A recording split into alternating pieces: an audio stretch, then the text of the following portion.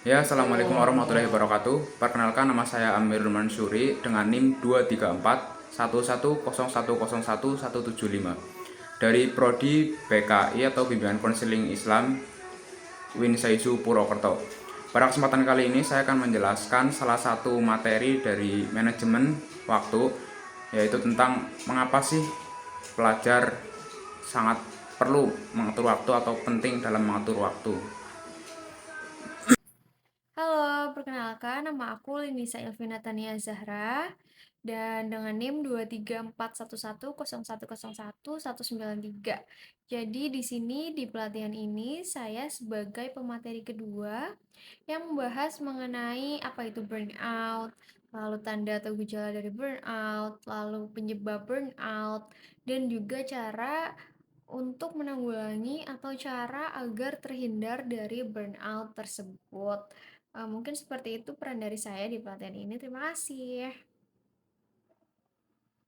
Halo, perkenalkan di sini nama aku Nela Cahaya Ardila dengan NIM 2341101010121. Nah, di sini aku sebagai pemateri ketiga yang akan membahas mengenai apa itu mengatur waktu secara efektif. Perkenalkan, nama saya Septina Miftahul Jana dengan NIM 234110101011205. Dalam praktikum desain pelatihan, saya membawakan materi mengenai belajar fokus dengan teknik Pomodoro.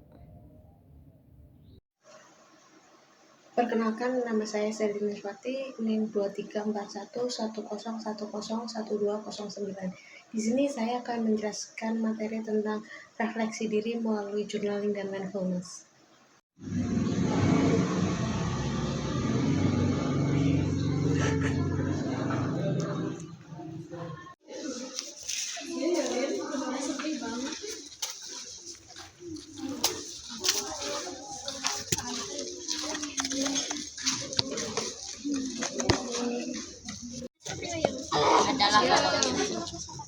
Kamu kelas berapa? Ini tuh ya tanda tangan aja. Orat-orat udah tinggal orat-orat. Seret-seret. Nah, ini Tangan. aman Kak, aman. Aman. Yang delengna dong. Perut. Gak ada suaranya. Telinga. Ini dong. Mungkin dimulai aja. Yaitu rambut. Rambut. Ayo, salah yuk. Mata. Mata. Ayo. Ayo. Mata mana? Mulut. Nanti nih satu kali lagi yang salah dari jauh-jauh hari belajar jadi lebih santai dan lebih mudah masuk seperti itu. Untuk yang selanjutnya itu waktu tidak bisa diulang. Jadi mungkin kan sekarang hari Minggu. Siapa kali? Ini Nisa. Makasih ya. Makasih ya udah inget ya.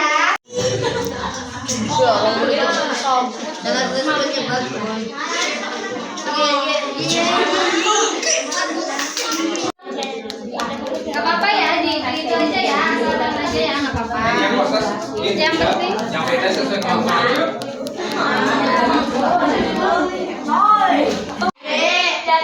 daging. Siapa yang salah? Ayo, coret daging.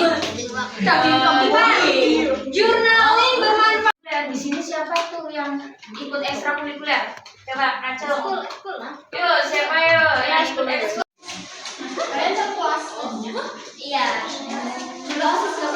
Aku nggak aktif. Oke, halo teman-teman. Pernah nggak sih merasa tugas menumpuk, belajar jadi terburu-buru, atau malah lupa ngerjain PR? Nah, salah satu penyebabnya adalah kurang baik dalam mengatur waktu. Sebagai pelajar, mengatur waktu itu penting karena kita punya banyak kegiatan seperti belajar, mengerjakan tugas, membantu orang tua, berorganisasi, dan juga beristirahat. Nah, dengan mengatur waktu, kita bisa menyelesaikan tugas secara tepat waktu, menjadi lebih teratur dan tidak mudah stres saat menghadapi ujian. Selain itu, kita juga tetap punya waktu untuk bermain, berolahraga, atau melakukan hobi yang kita sukai. Cara mengatur waktu sebenarnya itu sederhana. Seperti kayak buatlah jadwal kegiatan harian, tentukan mana yang menjadi prioritas, dan hindari menunda pekerjaan. Sedikit demi sedikit, kebiasaan ini akan membuat kita lebih disiplin dan bertanggung jawab. Nah, jadi mengatur waktu bukan berarti membuat hidup kita menjadi sibuk, tetapi membantu kita menggunakan waktu dengan lebih baik agar semua kegiatan dapat berjalan dengan seimbang. Oke, thank you. Oke, sekarang ke apa itu burnout. Jadi, pernah nggak sih kalian itu ngerasa capek banget nih, padahal nggak habis olahraga. Rasanya tuh kayak males gitu buat belajar. Terus lihat tugas itu langsung pusing banget dan pengennya tuh cuma rebahan terus gitu. Nah, bisa jadi itu yang namanya burnout. Jadi burnout itu bukan cuma capek secara fisik atau capek secara badan gitu, tapi pikirannya tuh juga capek dan perasaannya juga capek gitu karena apa? Ya karena terlalu banyak tekanan buat belajar. Tapi nggak cuma sebentar nih, tekanannya itu dalam waktu yang lama gitu. Misal ada tugas nih, tugas dateng tapi terus menerus, tapi besok ulangan dan minggu depan ada presentasi dan orang tua juga berharapnya nilainya kita itu pasti bagus kan. Setelah itu misalkan pulang sekolah masih harus ada kegiatan lain, ada les, ada apa, ada ekstrakurikuler gitu. Nah, kalau semua itu menumpuk, kita itu bisa ngerasa jadi cuma baterai HP yang baterainya punya 1%, alias kita jadi nggak belajar atau jadi nggak semangat, jadi mudah bosen gitu. Nah, apapun yang berhubungan dengan sekolah terasa berat, itulah kemungkinan yang dinamai dengan burnout. Tapi ntar dulu, kita ke tanda-tanda burnout dulu. Jadi tanda-tandanya itu kalau kalian mengalami hal kayak gini nih. Misal, ini menuju burnout ya. Misal, kalian pertama itu mudah lelah, padahal baru belajar sebentar dan ngerasa capek gitu. Satu, yang kedua itu susah fokus ketika guru lagi menjelaskan. Misal, gurunya di sini tapi pikirannya kemana-mana padahal kita juga duduk di situ. Nah, itu adalah tanda menuju burnout. Yang kedua, tidak semangat buat ngerjain tugas dan cuma ngelihat tugas doang, itu kayak cuma udah capek, udah males gitu.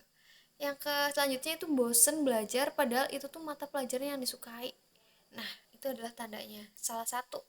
Yang kedua, yang terakhir itu nilai mulai turun, bukan karena nggak pinter tapi karena udah nggak semangat dan udah gairahnya buat sekolah itu berkurang gitu. Jadi burnout itu bukan berarti seseorang malas, tapi kadang itu justru karena terlalu memaksakan diri gitu. Jadi akhirnya dirinya sendiri atau badan kita itu kehabisan energi gitu. Nah, selanjutnya kita ke penyebab. Penyebabnya itu apa sih? Yang pertama, terlalu banyak tekanan belajar. Tekanan belajar itu apa? Contohnya tugasnya banyak, terus tiap minggu ulangan tapi SKS, terus ada target nilai tinggi baik dari orang tua ataupun dari siapapun. Jadi otak itu dipaksa buat berpikir terus menerus tanpa adanya istirahat, seperti itu. Yang kedua itu ada kurang istirahat. Jadi bayangin nih, misal HP dipakai terus tapi nggak di charge. Terus misalkan tubuh sama otak itu juga kayak gitu. Kalau misalkan tidurnya kurang, nggak punya waktu santai, itu tuh energinya bakal habis dan itu yang menjadi penyebab dari burnout. Yang ketiga itu tidak bisa mengatur waktu. Misal hari Senin tugasnya udah dikasih, tapi dikerjainnya bener-bener SKS nih, malam sebelum dikumpulin atau misalkan pagi sebelum dikumpulin gitu. Jadinya kan akhirnya panik, terus jadi begadang, jadi stres sendiri gitu. Itu tandanya. Yang kedua, tekanan dari lingkungan. Contohnya takut mengecewakan orang tua, sering membandingkan diri dengan teman, misal teman sebangku atau teman sekelas, terus merasa harus lebih baik dari orang lain, tapi malah lama-lama jadi pikiran dan pikirannya jadi berat dan jadi lebih capek gitu. Jadi intinya, cara mudah buat mengingat burnout adalah burnout itu sama dengan baterainya habis. Jadi kalau HP baterainya habis sama dengan harus di charge. Kalau diri kita baterainya habis, maka harus istirahat, harus mengatur waktu dengan baik, harus memberi waktu juga untuk diri sendiri. Misalkan gak harus jalan-jalan, misalkan dengan baca buku atau dengan melakukan satu kegiatan yang bermanfaat bagi diri sendiri gitu. Karena tubuh, pikiran, dan perasaan itu sudah terlalu lelah nih buat melakukan kegiatan banyak, jadi ya solusinya kita harus nge-charge kembali pikiran kita agar nantinya jadi fresh kembali dan terhindar dari apa itu yang namanya burnout. Mungkin seperti itu dari apa itu burnout dan dari gejala, dari tanda-tanda dan penyebabnya. Oke, mungkin seperti itu. Kita beralih ke pematerian selanjutnya. Teman-teman, pada kesempatan kali ini saya membawakan materi mengenai belajar fokus dengan teknik Pomodoro. Apa sih teknik Pomodoro itu? Jadi, teknik Pomodoro adalah metode belajar yang menggunakan pembagian waktu antara waktu fokus belajar dan juga istirahat. Tujuannya itu agar kita lebih mudah dalam berkonsentrasi, tidak mudah bosan, dan juga dapat mengurangi distraksi saat belajar. Prinsipnya itu sangat sederhana. Prinsip dari teknik Pomodoro yaitu fokus, istirahat, lalu ulangi. Saat waktu fokus, kita hanya mengerjakan satu tugas tanpa membuka HP atau melakukan hal lain selain belajar. Setelah itu, kita dapat beristirahat sejenak agar pikiran itu kembali fresh sebelum melanjutkan pembelajaran. Dengan teknik ini, fokus belajar dapat meningkat, rasa bosan berkurang, dan kita lebih termotivasi untuk memulai tugas tanpa menunda-nundanya. Oleh karena itu, teknik Pomodoro dapat membantu proses belajar menjadi lebih efektif, teratur, dan tidak mudah melelahkan. Nah, di sini lalu juga kita akan mengenal dengan teori skala prioritas atau yang bisa kita sebut dengan Eisenhower Matrix. Nah, di sini terdiri dari 4 kuadran aktivitas. Yang pertama dari yang penting dan mendesak. Kemudian yang kedua itu dari yang penting tetapi tidak mendesak. Yang ketiga, yang tidak penting tetapi mendesak. Dan yang keempat, yang terakhir yaitu yang tidak penting dan tidak mendesak. Nah, lalu kemudian kita belajar teori energi dan waktu. Nah, di sini teori ini mengajarkan bahwa waktu setiap jam itu tidak sama nilainya karena energi kita pasti berubah-ubah. Nah, seperti yang pertama itu seperti prime time atau waktu emas. Nah, di sini otak kita itu segar gitu, seperti halnya pagi hari. Nah, pagi hari itu cocok sekali untuk kita belajar matematika yang berat-berat seperti itu. Nah, yang kedua itu ada slump time. Nah, di sini itu maksudnya saat kita itu mengantuk atau bosan. Nah, di sini kita bisa memasukkan dengan kegiatan ringan. Lalu yang terakhir ada game seru nih. Judulnya The 3 Minutes Challenge. Nah, yang pertama itu kita menulis target hari ini selama 3 menit. Lalu kita bernapas tenang seperti itu.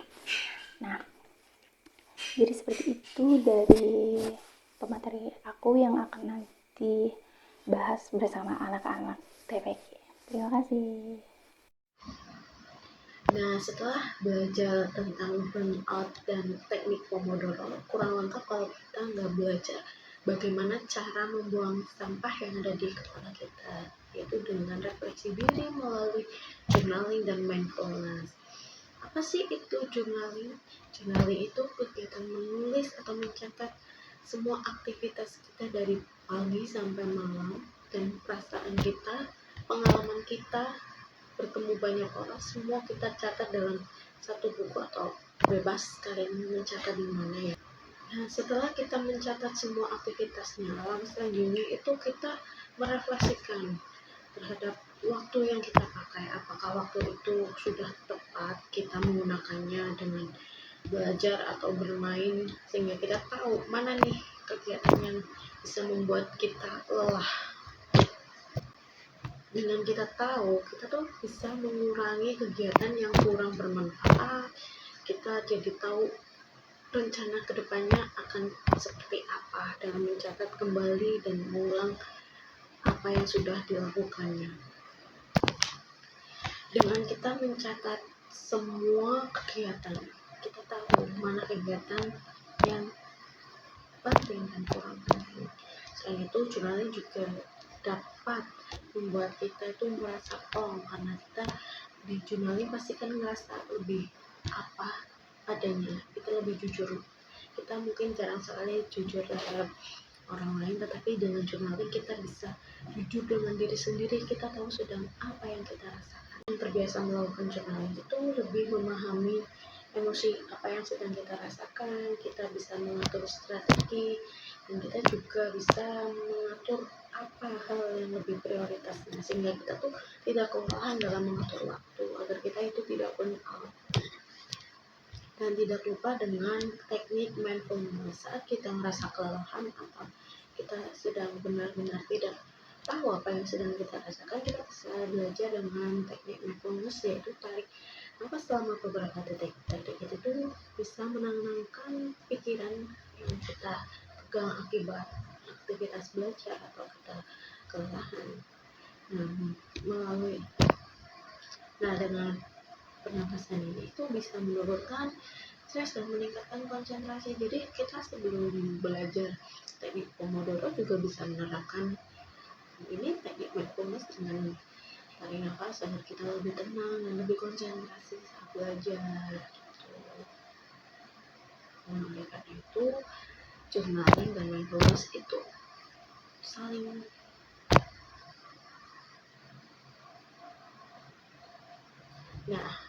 selain teknik Pomodoro, journaling dan mindfulness itu bisa menjadi cara kita agar mengurangi burnout, kita lebih gampang dengan tugas sehingga kita tidak kewalahan.